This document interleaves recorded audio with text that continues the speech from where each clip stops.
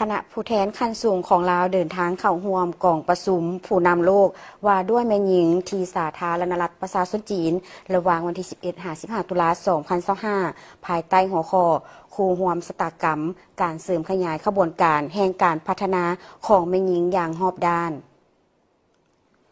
เพื่อตอบสนองตามคำเชิญของรัฐบาลสาธารณรัฐประชาชนจีนและองค์การสหประชาชาติสำหรับแม่หญิงในวันที่ 11 ตุลาคม 2025 ท่านนางปานียาทอตู้รองประธานประเทศได้นำพาคณะผู้แทนของลาวเดินทางเข้าร่วมกองประชุมผู้นำโลกว่าด้วยแม่หญิงภายใต้หัวข้อคู่ร่วมชะตากรรมการเสริมขยายขบวนการแห่งการพัฒนาของแม่หญิงอย่างรอบด้านซึ่งได้จัดขึ้นในระหว่างวันที่ 12 ตุลาคม 2025 ที่หอประชุมแห่งชาติของสาธารณรัฐประชาชนจีน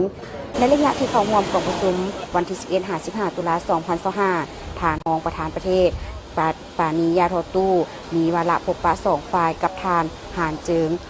รองประธานประเทศแห่งสาธารณรัฐประชาชนจีนเยี่ยมยามวิสาหกิจและนวัตกรรมของแม่หญิงจำนวนหนึ่ง